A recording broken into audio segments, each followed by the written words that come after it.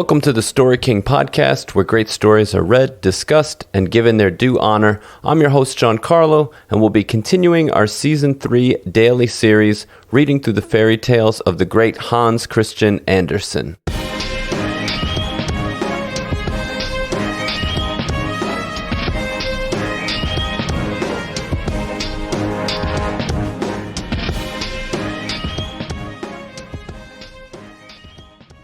So the fairy tale we're reading today is called The Happy Family. Here it is. The largest green leaf in this country is certainly the burdock leaf. If you hold it in front of you, it is large enough for an apron, and if you hold it over your head, it is almost as good as an umbrella. It is so wonderfully large. A burdock never grows alone. Where it grows, there are many more, and it is a splendid sight. And all this splendor is good for snails.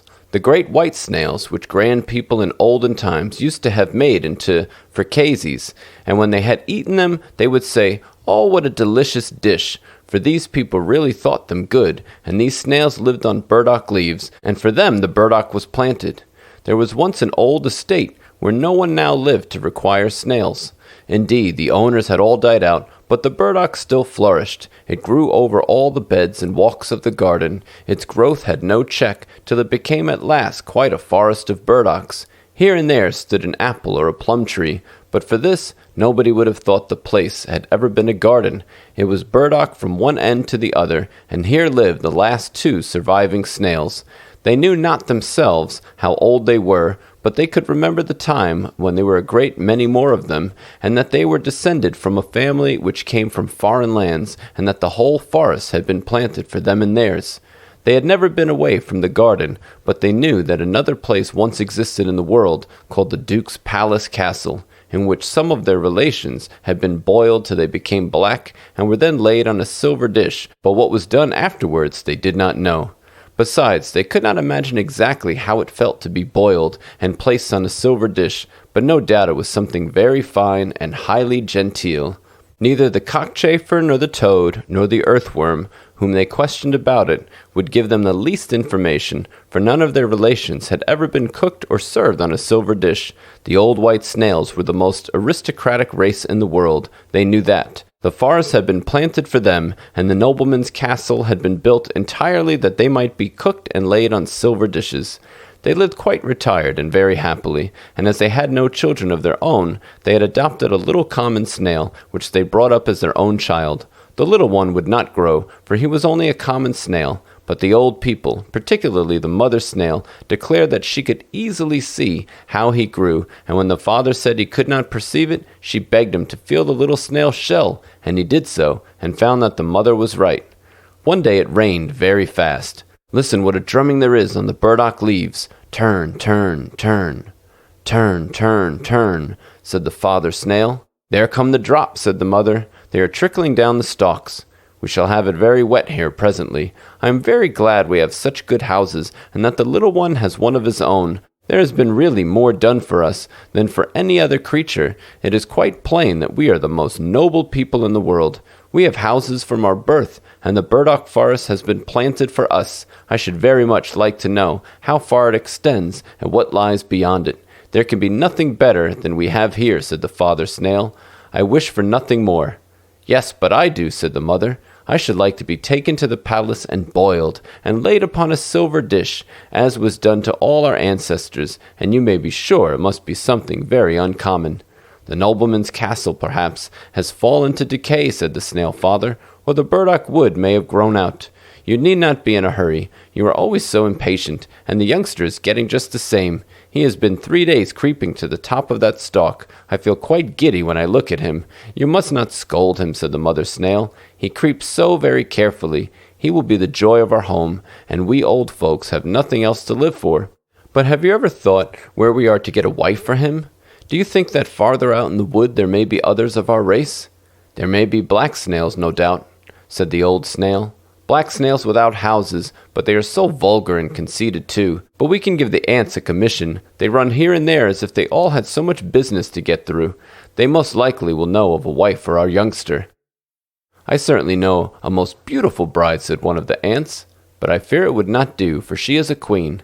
That does not matter, said the old snail. Has she a house? "She has a palace," replied the ant, "a most beautiful ant palace with 700 passages."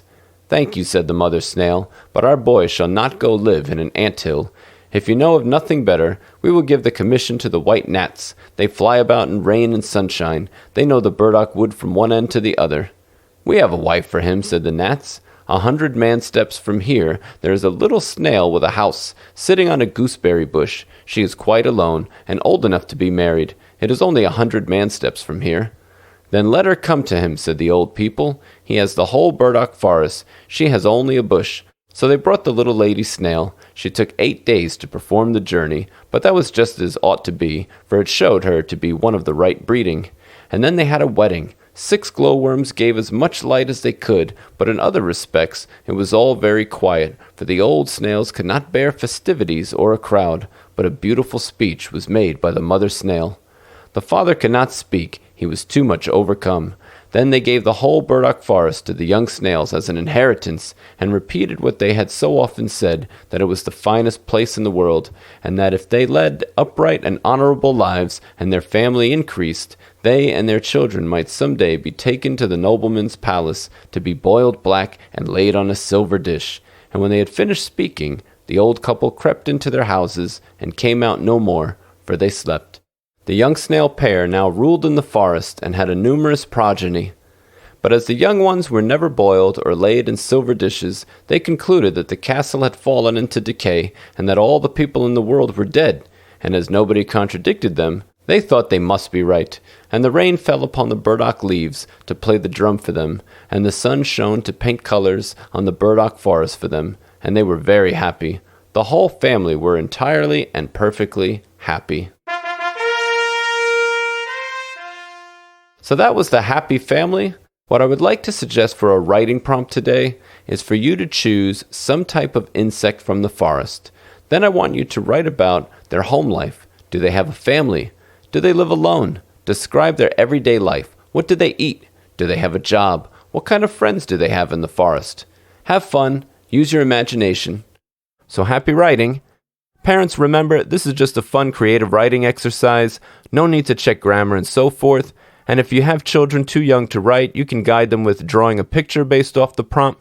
Use your imagination. Well, I hope you enjoyed the show. If you do write a story based on the prompt and would like the chance for it to be read on the show, I'd love to check it out. You can email it to storykingpodcast@gmail.com. Just include your name and where you're from and which prompt your story is based off of. Again, that's storykingpodcast@gmail.com. You can follow us on YouTube and Twitter. Those links will be in the show notes. And please click like on our Facebook page. We're at facebook.com/StoryKingPodcast. Or you can follow us on Instagram. Our username on there is storyking.podcast. And if you'd like to be part of what we're doing with this show, please consider becoming a patron. You can choose a membership tier at www.patreon.com/TheStoryKing. The link will be in the show notes as well. Thank you for listening to the Story King podcast, where great stories are read, discussed, and given their due honor. Stay healthy and safe, and please join us tomorrow for another great story. Until then.